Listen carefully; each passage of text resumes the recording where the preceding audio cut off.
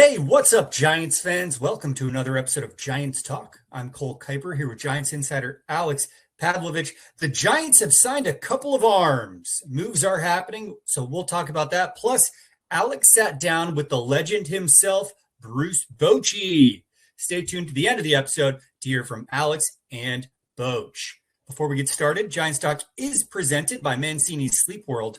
Rest easy with huge savings during the year-end clearance sale at Mancini's Sleep World with Beauty Rest Queen mattresses from $299. Don't sleep on this. Shop sleepworld.com. All right, Alex, two moves for the Giants. Two arms. Actual players.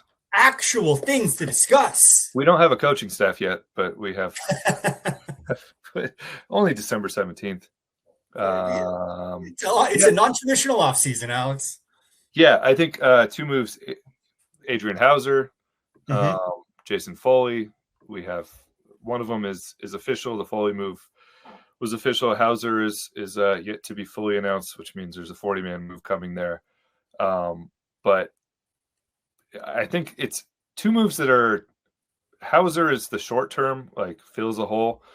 Foley's the one that when I started looking into it, like that's the one that I'm really interested in long term because there's some control here with him. He's coming back from shoulder surgery, but he could be like I think this guy might be the closer in like 2 years or like all right, the eighth inning guy. But we can start with Hauser because that is obviously we've been talking all offseason about they need multiple starters. They need, and I actually I think we talked about they need multiple starters, and then it'd be great if you could get like a Jacob Junis type. And this is like not quite that because he has started a lot more, but he does have some relief experience. So there is kind of a fallback option there. If, Birdsong finds it and Wisenhunt or Tidwell, someone takes off and a year from now, you're like, we don't know if we need Hauser in the rotation. That would be great for the San Francisco Giants. But like, there's a fallback option there for him. I think he's here to start though. And, as I wrote today, I think on Wednesday, the important thing is he a 3-4 starter or is he a 4-5 starter? And yeah, the answer to that isn't really decided in this moment, right? It's decided by what else happens between now and February.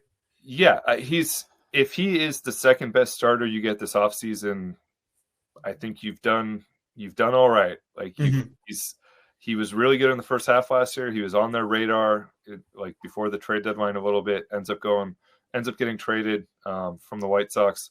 Had a good season. There's some positive, like you see that the velocity ticking up.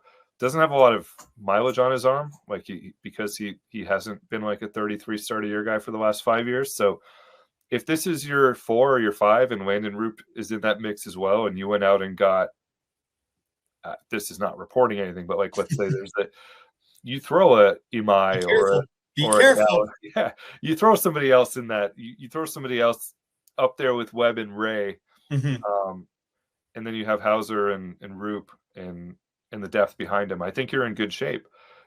If this is their pitching move, like their starting pitching move, it's not because of him. No offense to him. Just say they need more. Like this to me is the number 2, the second pitcher you get this offseason. Now these things don't have to go in order. You don't have to go get the number 3 starter and then go get the number 4 or the 5. You don't have to go get the closer and then go get the 7th inning guy. So you can fill backwards, which is what they've done. But for me, this is a very in what I wrote on Wednesday is like, okay, what's next?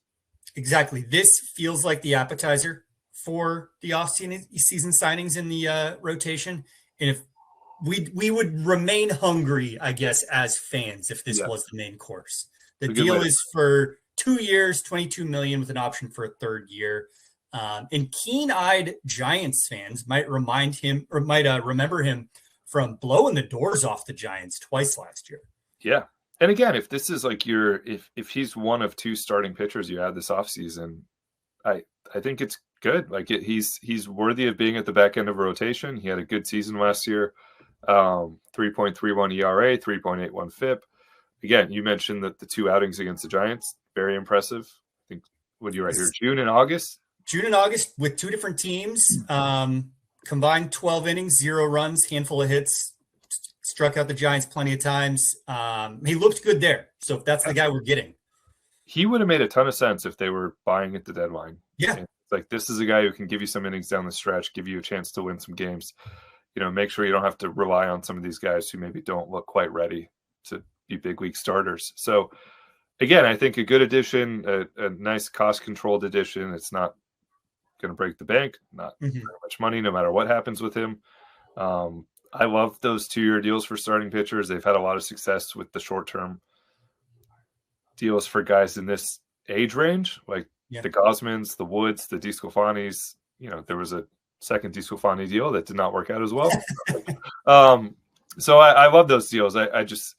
It's a weird one because I think every Giants fan in my quote tweets and mentions had kind of the same reaction that I think we have, which is like, good addition. Team is better than it was last Tuesday. It was better this Tuesday than it was last Tuesday. What else is coming? Yeah, the people want the kind of signing that demands a press conference. Yeah. I think you want a little more certainty too. Like it. Yeah. This adds to your team. This makes your team better. But I think you want, you're going up against the Dodgers. You're going up against some. We've seen. This is one thing I think we can get into in January. Like we've seen some teams, most notably, I think Atlanta, just get way better. Teams that were not as much in the mix last year. So the Phillies have made some moves. They'll be fun. Like you're trying to go up against these teams. So there needs to be a big move here at some point. Yeah. All right. Let's talk about the second guy. You've already got me excited, knowing that he could be a power arm out of the bullpen in a few years. But this is one of those deals where we're not going to get to know him until the midseason. Let's start off with, is there like an estimated date of when Jason Foley will be ready to pitch? No, Giants said midseason. I think we'll get more info this week on where he stands with that. I hear midseason. I usually think All-Star break, just because teams always kind of look at it and go like, it's, you want to rush a guy when I've seen so many guys just be like pinpointing right after the All-Star break. They're traditionally Tommy John guys. But here it's a shoulder injury, missed all of last season, was really good before that, has been really successful in Detroit, had 28 saves 2 years ago, this is one of those, I guess for me and you, it's other than Scott Harris, it's like a little blind spot there. Like we do not generally think much about who leads the Detroit Tigers in saves. No, I thought about the Detroit Tigers a lot for a few weeks about a decade ago and haven't really much since then. Yeah. But I think looking at his past success, looking at the fact that he has been very successful in the ninth inning before, has that experience, and then went and looked at some of his stuff. I mean, pulling up some clips from 2 years ago, and I watched him blowing 100 by Francisco Lindor, and he's pretty nasty when he's right. So for me, it's reported that it's $2 million for 1 year. He has 2 years of team control left after this. So for me, this is one that is a really savvy move. And it's one that I think if he gets healthy, we're going to look back on as like, that was really smart.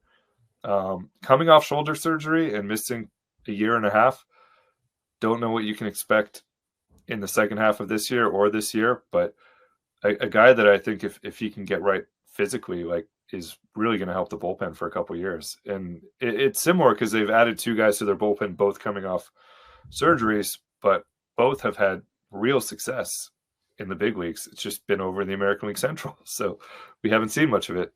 This sounds like a savvy move. This sounds like an exciting move, but I can guess what the reaction in your mentions is about this.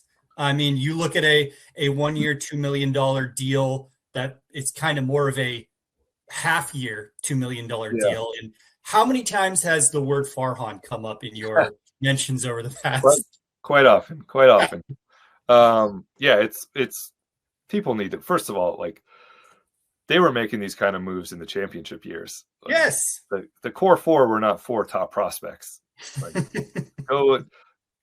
there's a book with a lead chapter about the core four and how they got put together. It's right there. Is how Javi Lopez was almost out of it. You know, like, these guys were not, this is how relievers work. And this is why you and I have kind of just generally been like, you can put a bullpen together this way. So this is the one area where one, they were doing this way before Farhan and had a ton of success doing this. And Jeremy Shelley in particular, their assistant GM, has had a lot of success in this area. The minor league free agents, the smaller deals, the non-roster invitees. I think they've telegraphed it all offseason that this is the way they want to put a bullpen together instead of big spending. And this is smart team building. This is smart baseball. So it's not, this isn't even if you wanted to call it a Farhan move, those were smart moves when he was like, remember the 2021 bullpen that had like 6 guys with an ERA under, what was it, under 2.5 or under 3? Something like that. They were like historically good. And it was kind of randos in a lot of ways. So who closed out the 21 season? Dom Leone? Like, so this is a great way to build a bullpen. And I think this was a savvy move. And if he's healthy, I think this is going to look really, really smart.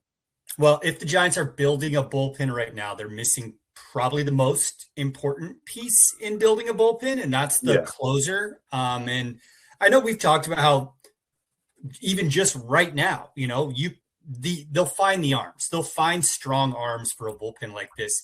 But does the closer spot feel different to you? Is that like you need an experienced name guy to fill it? Or will this just kind of be like, we collect a bunch of arms and someone starts to stand out for the night?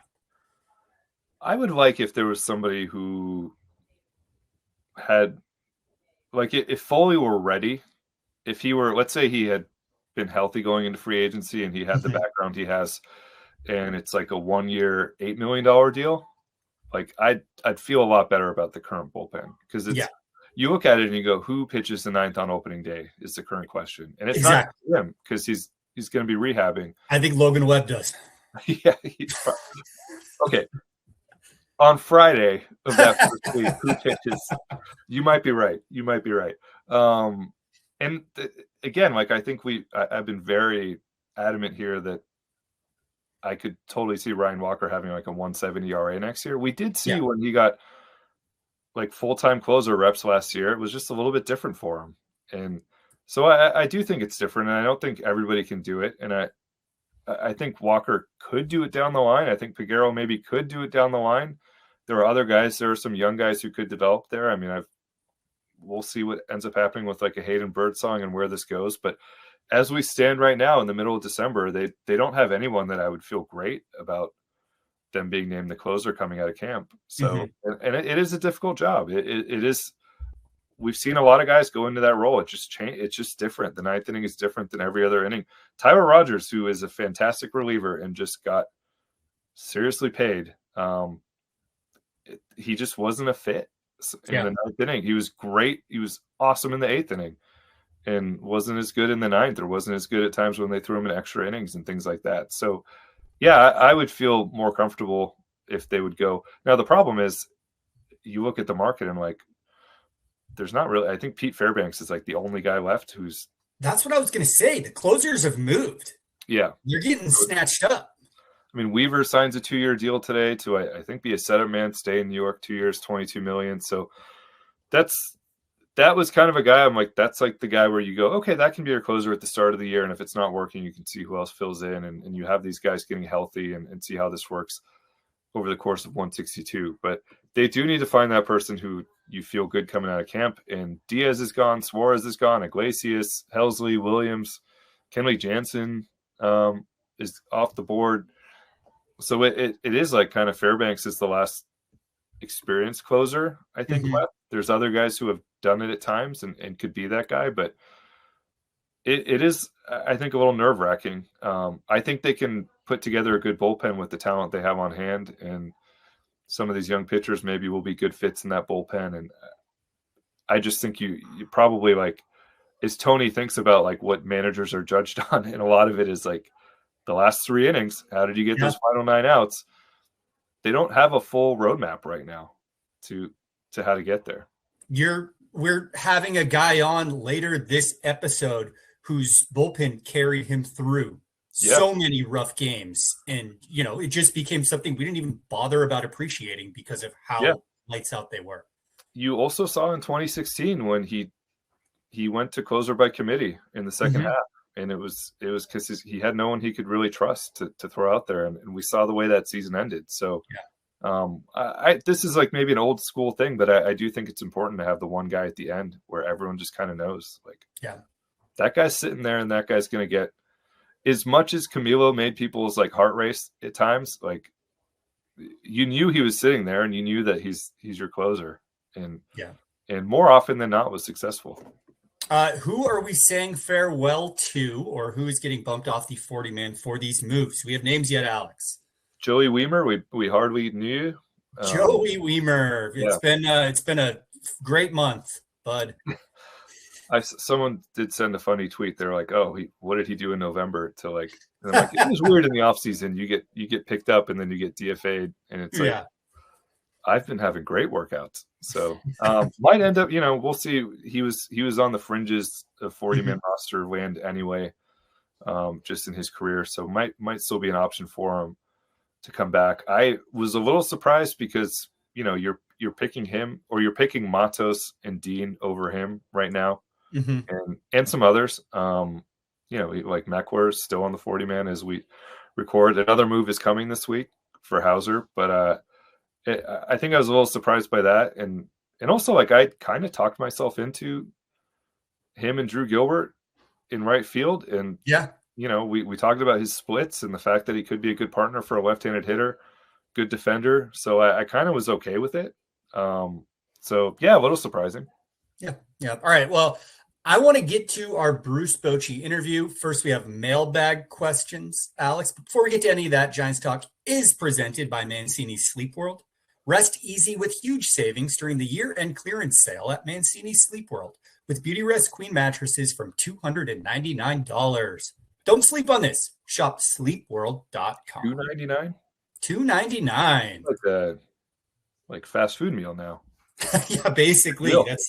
You can either get a McDonald's breakfast or you can get a Beauty Rest Queen mattress. This seems very cheap for a mattress. All right, first mailbag question today is from Brett. Brett says, with the Giants having a higher draft pick, is there any advantage to be gained having Vitello as manager and maybe bringing him in on draft evaluations because he is fresh from a top college program? Yes, absolutely. I think this is going to be one of the most important. Anytime you're in the top 5, it's a really important draft pick. It's going to be one of the most important draft picks in franchise history. I think you throw in the Buster Posey angle and this being potentially a huge part of his era, and you throw in the Tony Vitello angle to it. I talked to him about this in Orlando at the winter meetings, and just kind of half jokingly bounced a couple of names off him that I had seen on like top, not mock drafts, but like, this is what the first round might look like graphics after that lottery. And he went deep. He knows these guys. He recruited them. He coached against them. I think he can go really deep on these guys. He did say it's, in like 3 years, it'll be much different, but for 2-3 years that he is going to, I think, be crucial to their draft. Kind of the expert. Yeah. He knows as much about a lot of these guys as anybody they have. Michael Holmes spends his whole life on the road looking at it, but Tony had as well up until a few weeks ago, and he recruited a lot of these kids who are top players now. So it kind of adds a little pressure to this pick of like, there's already like, don't screw this up, and this guy should be ready to help you in pretty quickly. If it's a college bat, especially, like, they can move quickly, but Tony, I think, is going to be very helpful with this pick in particular. Is there anything more painful than looking at a list of draft picks and seeing some of the names that the Giants passed up for in years where their guy didn't pan out? I just want to avoid that at all costs going forward. And if Vitello can help me with that, Jackson Merrill went at like 27. I think they passed. They didn't take Corbin Carroll, guys like that. Yeah. Man, let's lock some of these up. Yeah, I mean, this is just an all-time, like, there haven't been a lot of top 5 picks in franchise history. There's been one in the last, 30 years. Mm-hmm. So maybe a little bit less than that, around 30 years. But anyway, it's like, it is just, it's rare, and you have to nail it. And we had kind of talked about some of the guys who were number 4 picks and pretty quickly got to the big leagues. So I would expect him to be involved. And it could be someone he tried to recruit to Tennessee and got away and now is shooting through the system. Yeah. All right. We'll keep an eye out for that. It's going to be a very, very interesting draft. Robbie says, is it less crazy than it seems to trade Bryce Eldridge? It seems the recent theme of the podcast is to acquire athleticism, and Bryce doesn't bring much to the table other than hitting, at least right now. I'm still against trading him at the moment, but maybe the right package would sway my opinion. Alex, my first question is, have we been harping on the Giants needing to acquire athleticism that hard? Because I feel like we've been saying pitching. I think for years we've been talking about athleticism. That's true. This isn't necessarily right now's discussion as much as what the tagline of the Giants Talk podcast has been. Yeah, and it's a good point, because if he were exactly who he is, except he played center field, we would be having zero conversations. And not that we're having many conversations anyway, but like, it was a question that was asked in Orlando at the winter meetings, and it's been a topic of discussion, especially on social media. But if he were like a center fielder or a third base, like maybe not third base because Chapman played, but like like if it were not first base DH, I think this would be less of a discussion. And also, he's in this interesting spot where like he has Rafi Devers sitting there too, and so it does make it. I think it is, like, to the question here of is it less crazy than it seems? Yeah, because Devers is there, and this is a tremendous trade chip potentially. Now, I wouldn't do it. I don't think they want to do it. You can go back and read Buster's quotes. You can go back and listen to Monday's podcast and hear how Tony spoke glowingly about him. To me, this is the kind of player you build around, and they just haven't had these. Like, you can't keep paying 150, 200 million to infielders because you know, like, they haven't developed these guys since Crawford and Belt and Buster. So I wouldn't do it. I don't think they want to do it, but it is a good point that it's just a little bit more realistic because he plays a position where they're pretty well covered for the rest of this decade. Yeah. Kind of on that same theme, AJ asks, I can't imagine Eldridge would be included in any trade outside of Skubal, but are there any other players out there you guys think would push the Giants to include him? Is Peralta at that level? No. See, we keep getting Bryce. Poor guy keeps. Yeah. It makes for easy content. It makes for easy views and clicks. I get why his name's being thrown around. I'm the guy. It's probably because I've sat here and done this podcast with you for so long now. I have bought in way too hard on prospect hype where I don't think there's anyone I'm trading him for. We answer what's asked of us, but it is like it's something that's just it's an easy offseason conversation, I think, with the position that they're in. But I was like, kind of like, it was talked about in Orlando. Like, it's one of those things that Giants are well aware that, like, this smoke is out there and people wonder if they're going to do this. And I talked to one person about it, just like hypothetically. And it is like, yeah, you're like, if you called about Skubal, this is the name that you would get asked about. If Pittsburgh, I think we've talked about this. If Pittsburgh said, hey, we can't afford Paul Skeens. So, and they start calling around, like, this is a guy who's probably like at the top of their wish list for something like that. I think the list, I don't know what it is. I think the list has got to be like about that long. Like, maybe you throw like a Hunter Green on there, or there's probably some other people around. I mean, there are other people around the game, especially young position players, but I just don't. I think he's really, really, this is a guy you could build a lineup around for a long time. And I think it works with him and Devers, and you can, like, Zach Manassian said recently, like, we haven't had a whole lot of hitters like that. So, like, we need everyone's like, oh, there's going to be two first basemen who have 30, 40 homer power. Let's maybe don't get rid of one. Have two. Yeah. Enjoy having two. So, have two and enjoy it. Yeah. Yeah. I mean, look, the obvious silly names that are not available for trade, like Paul Skeens you just mentioned. Yeah, sure. Those are the guys. But as far as guys who are actually on the realistic trading block, I think it's a list of one or two. Like Skubal? Yeah. Yeah. And I think it's just like, you could have this discussion, any organization in baseball, and you pick one or two guys who are Bryce Eldridge caliber, and you go like, yeah, if the Dodgers got poor all of a sudden and said we can't afford Yamamoto and Ohtani, Yeah. would pick up the, like it's that way with everything. But again, I don't think he's going to be traded. I don't think they have any interest in trading him. Keeping on this same theme, Alex, our next question is from Q Out. Q Out says, now that Luciano has been released for nothing in return, and acknowledging that hindsight is 2020, when do you think his trade value would have been the highest? The three options put out here are 2021 trade deadline for a playoff push, 2023 deadline to save Kapler's job, or 2024 deadline to save Farhan's job. Well, 21, they were able to get Chris Bryant without having to dig this deep. Yeah. So, yeah, in retrospect, like what could you have added to that roster if you were willing to have this discussion? What position would you have upgraded further? It's a good question. An even better Chris Bryant. Yeah. Their rotation was good. They had Logan and Kevin Gausman, and DeSclafani was having a good year. And yeah, I think 21 stands out to me just because he's like a borderline top 10 prospect at that point. He's I think he was 19 years old. So if you were willing to have that discussion at the deadline and say, hey, we're like pushing all the chips in, you could get almost anything you want. That's probably the high point. But it's also maybe the team that needed it the least. Yeah, and I think like people would have absolutely lost their minds if they're in the middle of that season and they trade like, the future. Yeah.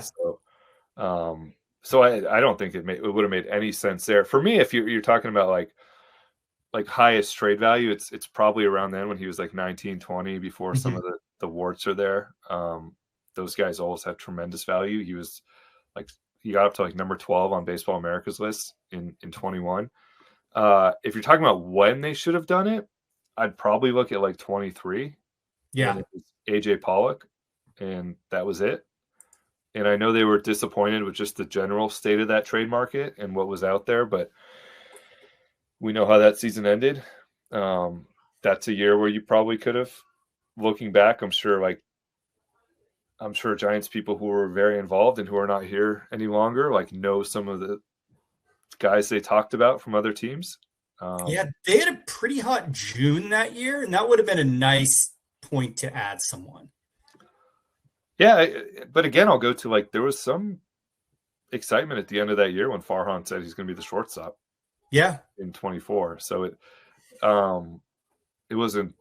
People were like, a lot of people, myself included, didn't necessarily think he was a shortstop, but also it was like, hey, turning it over to the future, right? Like, yeah. So I think then, and then the obvious one too is just 24. Like he still had good value, and that is maybe. I wonder if when he's sitting,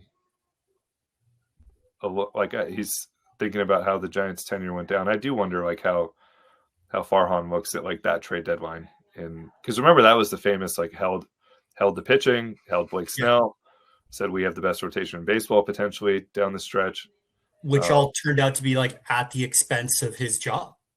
Yeah, but like what if he had just gone screw it? Yeah, I'm fired if it doesn't work anyway. So yeah, Hail Mary. Here's what can I get for Luciano? Yeah. So yeah, but I think generally when he was like 19, 20, that's probably the peak. Yeah. One more from Boyd before we get to Bruce Bochy. Boyd says, since Randy Wynn's elevation to VP of Player Development, I'm curious as to what changes the org has made, both philosophically and in practice on the field, to the entire player development system. Aside from slowing down advancement to each level, what has the org changed to get us out of this failure to properly develop talent? We won't be able to compete again at a high level only by free agent signings. As the championships proved, developing high-level talent is essential. Well, I go back to like Carson Wisenhunt throwing 7 innings, 4 straight starts in, I think it was May. Yeah. When Kyle Harrison was throwing 3 2/3 for 5 months and then got called up and they're like, hey, can you throw 100 pitches? So I think that was one thing. Like they've started to stretch those guys. They've stretched pitchers out. That was very noticeable. It is extremely noticeable. And one thing you and I have talked about, just the general approach organizationally of drafting, trading for, collecting guys who don't strike out as much, guys who are more back control guys. That was their draft last year. That was their trade deadline. That was something Buster talked about on the podcast last week. So I think that's a big part of what they're doing at the minor league level. And then beyond that, I'll just say Randy Wynn's coming on the podcast in January. And all right. I asked him this specific question. So okay, subscribe and you'll have it. We'll get this answer then. Well, in the meantime, we have a very special guest on this episode of Giants Talk. You know him as a Hall of Fame manager. You know him as the brain behind the 3 Giants World Series trophies in 10, 12, and 14. You know him as the biggest hat size in Major League Baseball. We've got Bruce Bochy here on Giants Talk. Special advisor. Before we get there, since this is the end of the year, we do have a season recap show coming on Monday. Mm-hmm. And then barring an emergency podcast, we will be off until basically the holidays are over. Holidays kind of line up with our podcast schedule this year a little bit. So we'll be on emergency pod watch. I don't know about you. I'll be around. So I'll be around. I'm not going anywhere. With that in mind, can I pepper in one more mailbag question someone got me? Yes. I really opened this rabbit hole up by answering that soup question a few episodes ago. So I've got a lot of weird questions I've not been adding to our document. But someone asked what your favorite holiday movie is. You meaning both of us, not just you, Alex. And I just want to see if you want to shout out a holiday movie this time of year before we get to Bruce Bochy. First of all, I answered chicken enchilada soup, and then that led to me making chicken enchilada soup. And fabulous. So great question by somebody. And I was by like, somebody who probably didn't even follow the podcast. Yeah, I'm like, I haven't had that in a while. So that worked out well. Favorite holiday movie. Are we gonna? I don't want to have the Die Hard discussion. We don't have to. I don't want to have that conversation because you know where I stand on it. I'm sure. If it's on, I will watch it. Yeah. What's your favorite holiday movie? I really like this animated movie Netflix made called Klaus. That's like a fun imagining of Santa breaking into the Santa business. If you haven't seen it, watch it with your young buck. We are at the age where we've started to get into movies, and I have seen Sing. I have watched that 17 times in the last week. So is that a holiday movie or is that just a singing pig movie? Not singing animals, but I've seen that a million times. So watched it this afternoon. Yeah. All right. But fold Klaus in then. I'll fold that in. But yeah, just want to thank everybody for listening all year. We have it's one thing that I learned from writing and publishing and selling a book was how committed our podcast audience is. I would say probably like upwards of 90% of the people who have asked me to sign a book for them start their message with like longtime Giants Talk listener. So it's really cool. We don't take it for granted. We appreciate everyone. Happy holidays. We'll be around if something big happens. And if not, we'll see you in January. We're ready. All right. With that, here's Bruce Bochy. All right, Bruce Bochy, good to see you back at the winter meetings. You are now back with the Giants. I want to take you back to those early conversations with President of Baseball Operations, Buster Posey. What was that like getting back with the Giants? Yeah, it's good to connect with Buster. You know, it's been a few years, 3 years. And so, we were just kind of talking baseball. And, he did bring up, hey, you're a Giant. I go, no, I feel like that. So, anyway, long story short, that was out there, and it was nice to know that was out there. I'm grateful, and got home, thought about it, and called Buster, and here I am. And if there's any way I can help him, just like Tony, Zach, be a sounding board, another set of eyes and ears, and that's what I want to do. I want to help, in any way I can get back. I got a lot of great memories there. It's good to be back. He is your boss now, so technically. Yeah, that's funny, isn't it? Yeah, it's funny how this works. In fact, my last job, ex-player was my boss too. So, I'm kind of used to this happening. I guess when you get my age, there's a good chance that's going to happen, Alex.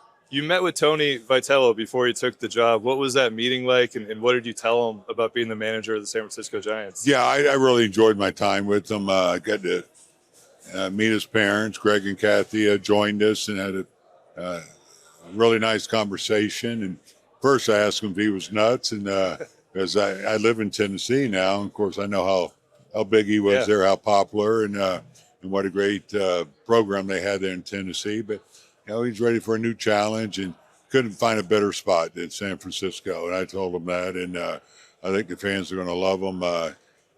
He's smart, understands the game. You talk to him, you get it, and I think he's going to have a nice career. What makes you so confident he's going to be successful just from the time you spent around him? Well, I think you look at what he's done and up to this point. He started out wearing a lot of different hats, being a pitching coach, being assistant, and grinding his way to being the head coach there at Tennessee. I think in 2018, changed that program around, became a winner. He's a motivator.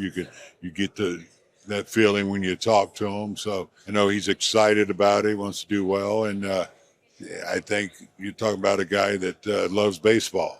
You can see the passion.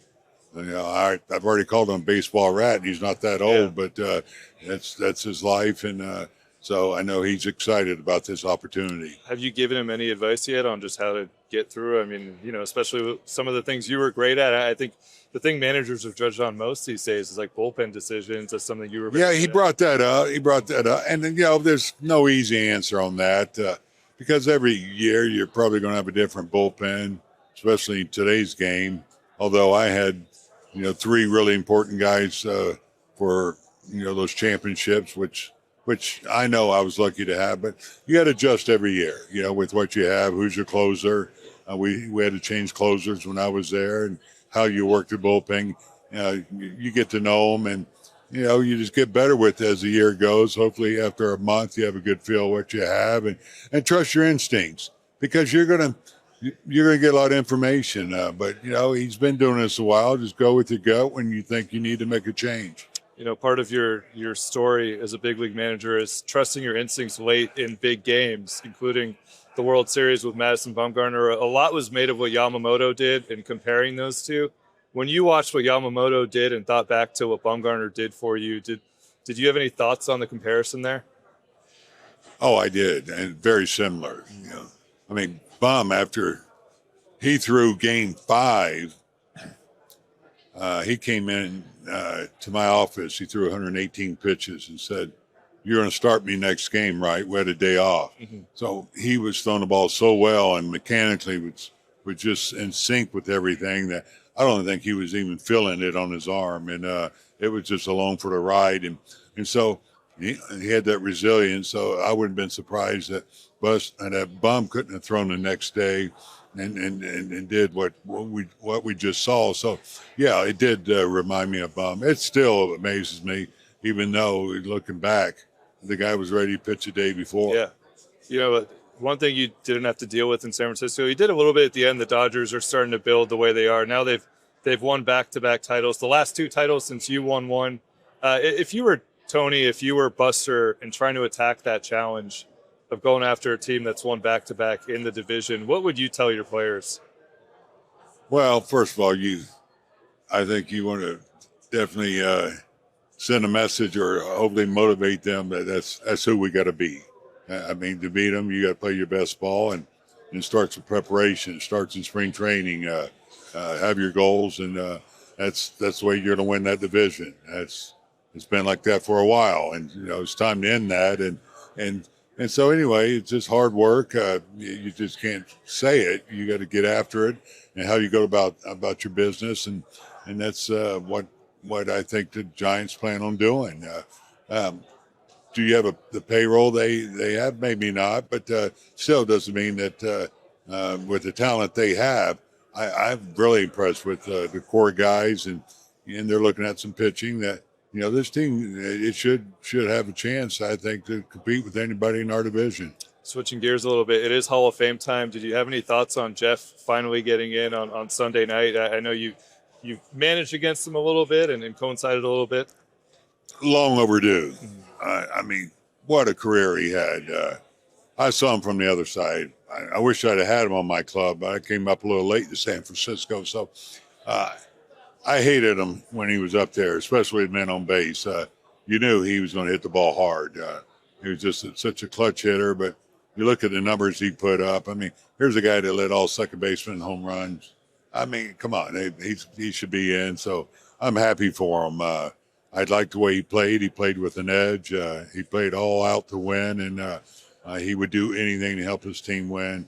And never got credit for playing a better second base than what was said about him. We never saw any kind of liability out there. The guy. He hung in there on the double play balls. He had good range. So tremendous career. So about time. A year from now at this time, you are likely going to be on that same ballot. Have you started to think about that at all and the potential that you're a year potentially from being inducted? I can't even think about it. That's something that I have on such a high pedestal now. As much as it was talked about with Jeff, you heard him yesterday. It's just something that blew him away, how emotional he got and something he never expected. And now I look at that as the place for the great players, the Johnny Benches and Kents and Willie Mays and those guys. So, but again, I'm a manager. I rode the backs of these great players, and it's humbling to even hear it. I want to ask you about one of your good friends. Dusty Baker will probably be on that ballot with you. Buster will probably get in a year from now. Brian Sabian's also eligible. We know what he has done in this game. What kind of case would you make for Brian in terms of getting into the Hall of Fame one day on through one of those committees? Well, you have to look at the architect of the success of our team on what he did, and a lot of those were homegrown players and moves that he made, the key trades. That helped us win 3 championships. It doesn't help without Brian. It doesn't happen without Brian. And so, you look at the man who was behind the scenes doing all the work, and we on the field, sometimes we probably get a little more credit than we deserve. And but you look at the guy that, gave us the resources to make it happen. Yeah, no doubt he should be in. I'll finish with this. I remember the year when you announced your retirement from the Giants. We're sitting in the dugout in Scottsdale, and you said, never say never about the future. And we see you go to Texas, obviously, a lot of success there. Where do you stand now as you come back to the Giants with your future? I'm in a good place right now. I really am. When I stepped down this year, when we talked and, agreed to, go our separate ways. I didn't know if I would take a year off or not, or whether I'd get back in. But after talking to Buster, I love this game so much. So again, I'm grateful that I'm back doing something in baseball and hopefully bring some value to the San Francisco Giants. Now I got to stick with never say never. You don't rule anything out, but I'll say it even and mean it more now than I ever have.